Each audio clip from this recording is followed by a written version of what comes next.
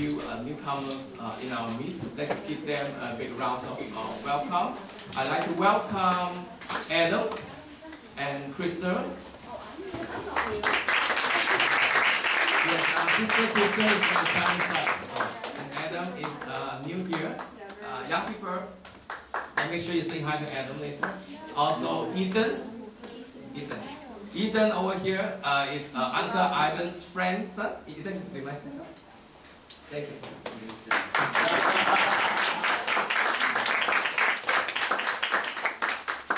And also, I'd like to welcome Auntie Pauline's friend, Stephanie and Suki.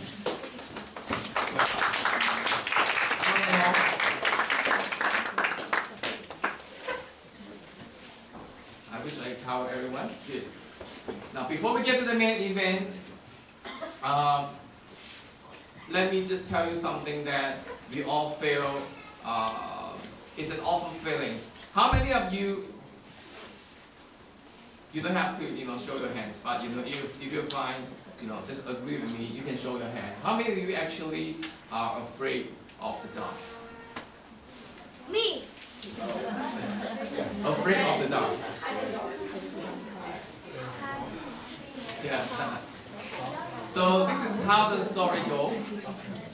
A young boy, if your house have a basement, normally this is what we use basements for. It's for food storage, right? It is for bathroom, for shoes, and all the daily stuff that you will need. So a young boy was called by the mom, saying, "Hey Adams, go down to the basement and get me that spaghetti sauce."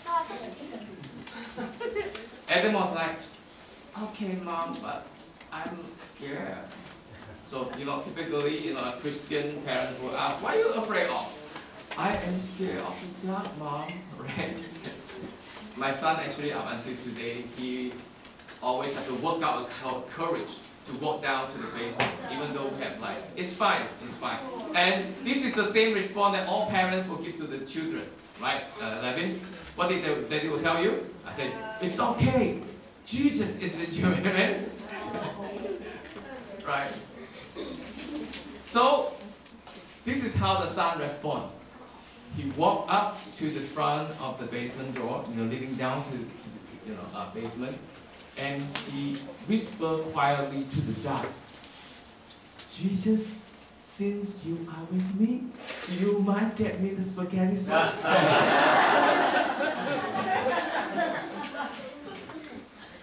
I believe we all at one point have this childlike faith. We just simply ask it out in the blue, and we know that Jesus is going to answer it. Amen.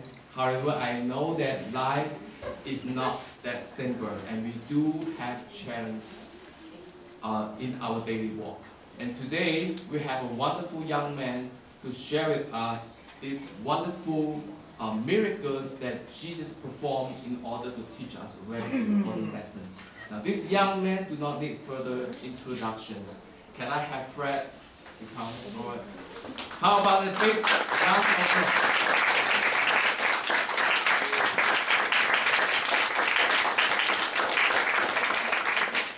I think he just got a new hairdo for 2 days. I just got my new hairdo last week also. Even though they never look new on me. Thank you, Uncle Richard. I want to welcome everybody again. I'm just going to introduce myself real quick. My name is Fred Chen. I grew up here, but I was born in China. I'm Chinese, but I don't speak Chinese. A little bit. But I did go to school in China for 6 years for medical school, and now I'm back. Uncle Lenny is in Taiwan, so he's given me this opportunity to share. He liked my sharing at the winter retreat, so he asked me again. So, yeah, here I am. Okay, I'm a little bit nervous. I'm a shy person, so if I stutter or anything, please excuse me. Please help me. Like, clap your hands when I do something wrong.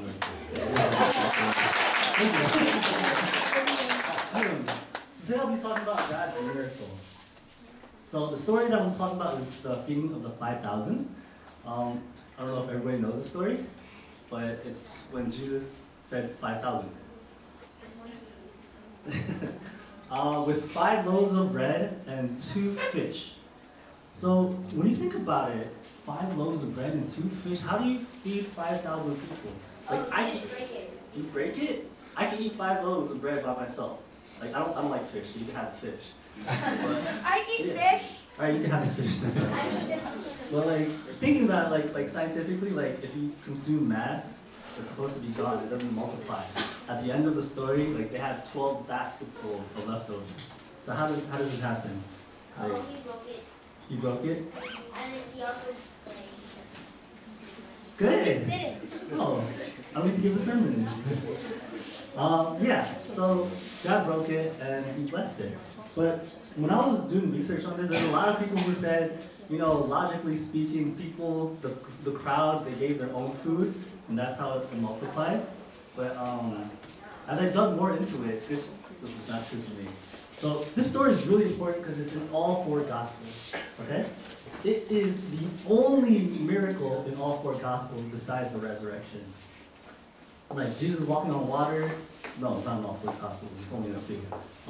Healing, there's healing, but specific healing is not in all 4 Gospels. So what's so important about this that it's in all 4 Gospels, that they have to tell it multiple times? Anyone want to take a guess? Okay. It's about food. Yeah, it's about food. So is this a miracle? Does anybody think this is a miracle or not? Sure. Okay. So what is a miracle? A miracle? This is from Webster. An extraordinary event manifesting divine intervention in human affairs. Or, I put it another way, when a hopelessly impossible situation turns around. So let me just give you a few examples of miracles. Anybody watch this movie? I didn't watch it, but I saw highlights. So as everybody knows, the Patriots were down 25 points. But in the end, they tied it and they went to overtime. I think this was the first overtime in the Super Bowl ever. And then Tom Brady,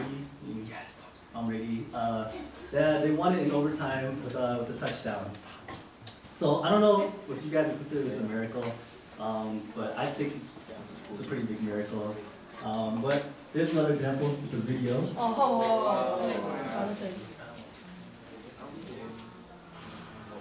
Louder.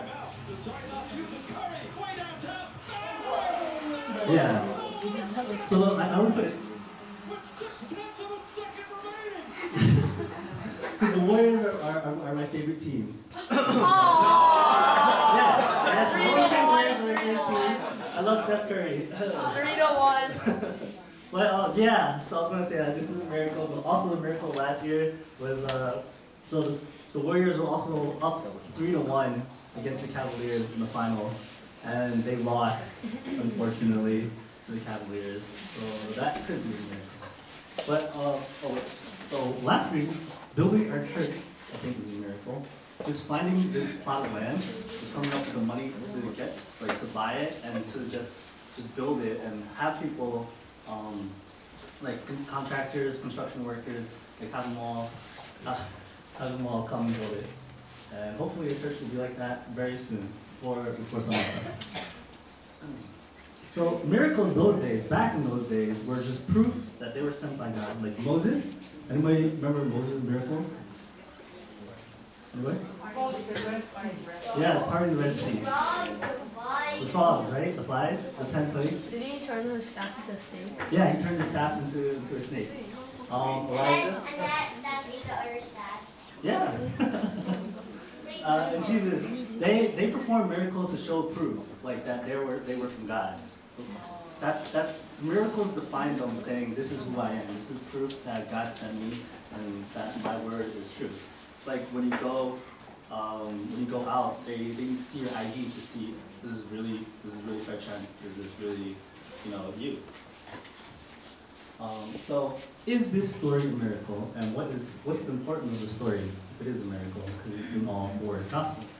Let me dissect the story first. So since it's in all 4 Gospels, I just put it all together into like a really small story that I can tell everybody. Matthew 14:13.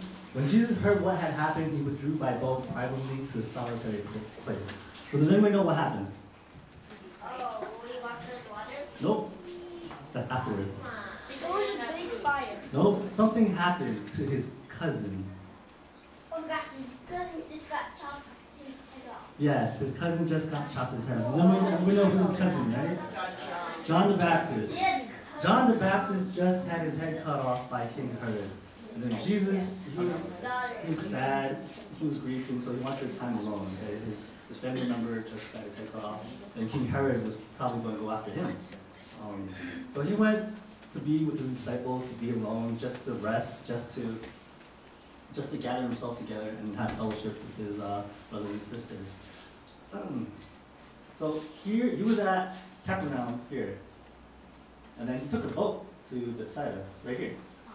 It's not that far. It's really not that far. it's harder than you think it is. It's farther than you think it is? Maybe, but it doesn't look that far. And then when he arrived, he saw a sea of people. Like a lot of people were there. They arrived for him, and they tried to welcome him. And Jesus, being compassionate and being all loving, he said, you know what? Okay, these people want me. I'll go heal their sick and preach. But before he did that, he turned to Philip. Everyone knows Philip, right? He's one of his disciples. He said to Philip, where shall we buy bread for these people to eat? He asked this only to test him, for he already had in mind what he was going to do. So Jesus, he just came out of nowhere and gave him a surprise test. I don't know if other people like pop quizzes. I don't like pop quizzes back in high school. It was really bad. So Philip had the whole day to think about it, because Jesus was healing and he was preaching. So Philip turned to the other disciples to ask for help. He thought, well, we don't have enough money. 8 months' wages will not buy enough bread for each one to have a bite. So there's no money to buy food. And then Andrew found a little boy with 5 small barley loaves and 2 small fish that the little boy gave to them. Such a sweet boy. And he said, well, we don't have enough money and we don't have enough food, so what do we do? I put some green there because Uncle Richard showed him last week. So what do we do? What's your reaction when something unexpected happens? The problem just shows up. Do we think about how to solve it with money, or do we have the resources to solve it? So their reaction and their answer was, all right, you know what? It's not our problem. Just tell everybody to go home and to go to the surrounding places and buy their own food. Okay? But Jesus is like, no, you buy them food. You give them something to eat. They need not go away until give them something to eat. Well, now you're in a pickle. They won't leave, and you don't have the food, and you don't have the money. So Jesus' answer was, bring me the 5 loaves of bread and 2 fish. I'll be pretty sad. Like, Jesus is taking all my food, and I don't have anything to eat later on, so I'll reluctantly give it. But since he asked, no, you have to give it to me. So once he took it, he blessed it, and then everybody knows what happens, right?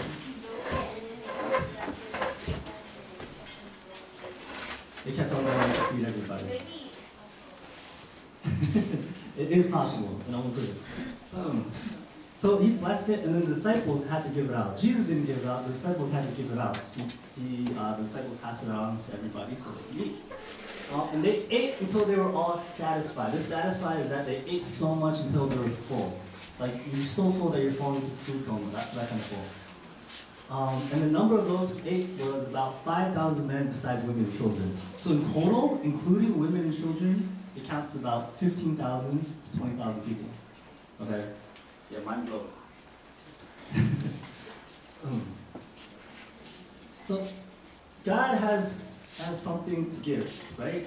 He has to work with something. He didn't magically have food appear. He started with the 5 loaves and the 2 fish. He started with something in order to make that great. That happens a lot in the Bible, where he uses something like ordinary or something weak to overcome the strong. I gave some examples of the staff of Moses, like you said. It's just a staff. Like, what can we do with a staff? And then sling and a stone for David. Everybody knows what happened, right? He used the sling and the stone to topple Goliath. So God always uses these examples of just people who are weak or just commonplace stuff and uses it to do great things. But it has to start with somewhere, right? Somebody has to have the stuff to give it, to offer it to God. So we need to offer what little we have, and just have God do great things with it. So what to give? What do you give? It's not necessarily money. It could be your food, clothing, expertise, talents, or time. It's just do what you do, and God will make use of it. Like He made use of the staff. What does the staff do? You just walk, you hike with it. And He will use what little you give Him. He'll bless it and He'll multiply it. He'll multiply it, He'll provide for you. He's more powerful than any problem you might face. But the thing is, it's not always what we want, it's what we need. Okay? What Jesus, I like this kind of question. Let me explain it. Fish, oh no, I can't eat fish. That's me right there. I don't eat fish. I have a gluten allergy. Is that red organic? I don't want any of this foreign milk. Not any burgers. I like that one. So, what He provides, what He multiplies and blesses is not necessarily what we want, okay? Not the burgers, not the 5-course meal from Gordon Ramsay. It's just simple stuff that fulfills what we need. And in the end, there was 12 baskets left. So, let me go to the basket. Yeah, and the disciples picked up 12 basketfuls of broken pieces that were left over. You would think this is like, why is there 12 basketfuls left? Well, did the disciples eat? Not yet, right? They were passing around the food. They didn't get to eat yet. Did Jesus eat? Yeah, it was 12 baskets for the 12 disciples and Jesus. Jesus didn't eat yet, right? He just blessed it. He didn't eat anything. So everything is just enough. God blesses it so there's no waste at all. This is perfect, right? Perfection. So let me go back to the miracle.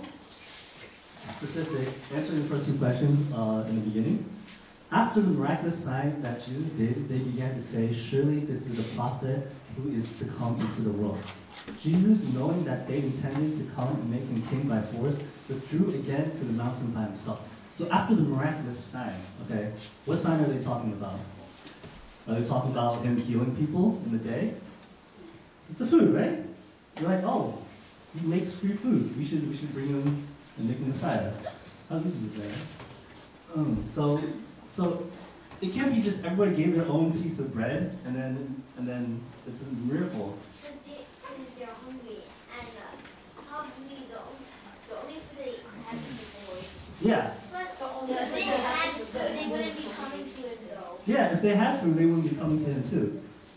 But like if they had food, how would it be a miracle? Where's the miracle in that? Oh, you have your own food? Okay, good. Eat your food.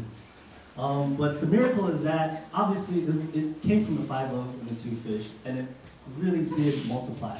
And then what was the turning point? They noticed that He was a prophet who was to come into the world. So they noticed that Jesus is the Messiah. This is the time when they all recognized Jesus for who He was. Like, look at this. They tried to make Him king by force. So this was the turning point when everybody, like when the Jews recognized Him as the Messiah to come. And then just from this little miracle. So we'll just talk about some other miracles that people relate to. Does everybody know who this is? No, you guys don't know who it is? Alright, I'll tell you who it is. Lynn. Yeah, it's Jeremy Lin. Back in February 4, 2012, not a week, it was like a month, known as Linsanity. So can you guys tell me anything about this guy during that time? He's a basketball. Oh, Yeah, he's a basketball player. He's a Christian. Yeah. He was on the Knicks. He was on the Nets? The Knicks. The Knicks, yes, he was on the New York Knicks. Well, now he's on the Nets. He's one of the two Chinese basketball players. He was in something else. Daniel?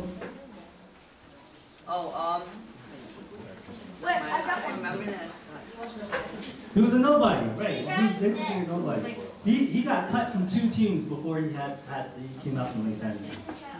You know what getting cut, right? That means the teams don't want him. He got dropped. They're like, no, we don't want you. And he got picked up by the New York Knicks. And in 6 days, on February 10, he was going to get cut too. So the miracle, what happened was that, he was living on his brother's couch, right? He was sleeping on his brother's couch for the whole time he was here. Who's his brother? Joshua Lin, I think, or Joseph Lin, one of those. Joseph Lin, his Joseph neighbor. Lin? Not his neighbor. His brother is like a doctor in New York. But the miracle was that he was nobody. He came from nothing. Like, it's not his first time when he went out to play on February 4th. It wasn't his first time playing on the court. He used to play before for the Warriors, and he didn't do that well either. So this was his, and then he was the fifth backup point guard. Okay, so there's 4 people in front of him who was supposed to play, but they all got injured. If you listen to his testimony, it's really great. But like what God does, He works with something, right? Jeremy Lin, obviously he was good at basketball. He had something to work with, and God gave him the opportunity, and he just exploded like this. Now he's using that as a testimony, witnessing to millions of people around the world, and just preaching and giving sermons about it. I really like him because he's a really good Christian. He's really faithful, and he doesn't have a lot of hate with him. Like he doesn't hate people at all. So that's Jeremy Lin. All right. Now let's talk about me, okay? So this is a small miracle that happened. So I went to this place. Does anybody know where this place is? Not Machu Picchu. It's in China. Yeah, Zhangjiajie. Zhangjiajie. It's the place. It's the mountains where they filmed Avalon. The Avalon, like the blue people. Oh, it's not here. Yeah, you can clap it in now. I'm sorry. I'm sorry. The blue people. But it's in my hometown of Hunan, and it's near there. And I went there for a trip back in 2011 or 2012. I don't remember. This was a while ago. And this is not my picture. I didn't take the picture. I found it online. Unfortunately, my phone got stolen, so I don't have the pictures. But that's a story for another time. So this is Zhangjiajie. And for the trip, so you know those tour buses, right? Those tour guides? Where you just like sit on the bus and you pay for like a 5-day, 4-night thing. Right? So I went on that. My cousin paid for me. He said, I'll pay for you, just go. So I went by myself, and I didn't think I needed money or anything. Okay, because he said he was going to take care of it. So I had like 200 RMB, which is the Chinese money, yuan. And then I just went. But apparently you need to pay for your own tickets, and then they'll reimburse you like at the end of it. I didn't know this. So after like the first 2 attractions, I was out of money. And then I was in my hotel room, and then they didn't have toothpaste or toothbrush too. So that really bothered me, and I had no money. So I tried to go look for a bank, and I was walking for like an hour or an hour and a half, and I couldn't find like a good bank near me, near the hotel I was staying at. So I was getting really anxious. I was like really worried, because how am I supposed to continue for the next day if I have no money to go in? I was probably just gonna stand outside. So just in case, I always have an emergency envelope of money in my book bag. And then I checked that, and you know what? I still had no money.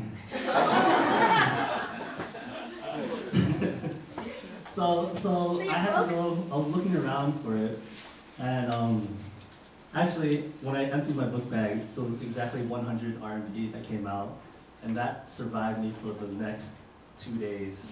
I thought it was a really big miracle for me. I was in another country, I was by myself, I was in like the countryside, so that felt to me was something really big, and God moved in my life. But so just to show, this is called the Gate of Heaven. This is 999 steps to get there. Yes. But since I had no money, they had these cable cars, right? Is it trolleys? Or cars, right? Cable cars, right? Like go up the mountain. Zhangjiajie has the longest cable car ride in the world. Okay. But since I had no money, I had to walk the whole way up. So I walked over 3,800 steps that day. Yeah, it was, but I thank God for it, because if I took the cable car, I wouldn't have seen the sights that I've seen that day. So I recommend this place to go to. They now have something called the glass walkway. Yeah, scary, but really cool though. Really cool. I wasn't there. When that happened. I mean, I think they have this also.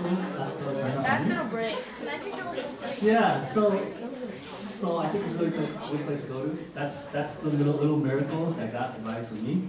Like I had emergency money. That was a little effort that I did, but God didn't make no money appear. It's just the money fell out into my book bag, and then I just found it in the end. But for the conclusion, Jesus blessed the food, yet the disciples still had to distribute it. Like we still have to do our part. Okay, the blessing is still there, but it needs to be shared around to everybody. We as Christians should act like workers of God, sharing the blessings of His kingdom. May it be our testimony in our lives or the blessings that He has blessed us with. Like my testimony about the miracle, it might not be to a lot of people. It might be just really small. You might think it's really small, but it really impacts you a lot in your faith. I feel like that's something that you can use to witness to other people. Like just share about it. It doesn't matter what other people think. I just think it's a blessing that God gave you. And then as blessings go, you should just keep on giving blessings out to other people. But we need to trust in God, right? He'll put these tests in our path. He'll put these problems in our way, or obstacles in our way, just to test us, just to show that I'm here. He wants to show His power.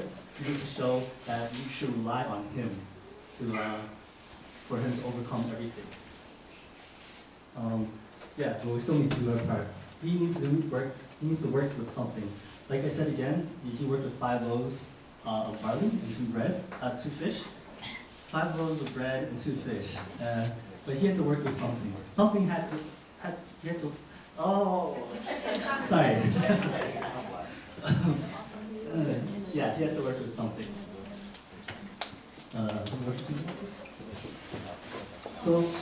So these examples, maybe you're a kid who you just learned a few stuff in Sunday school, but you're put to the task of sharing it or evangelizing to another person. Like a lot of people, including me, like as part of the audience, as part of being part of the church, I'm really shy. Like I said before, like I don't like sharing my testimony or just sharing my experience with God. But I don't claim to know everything. But God gave me what little He has, like your knowledge.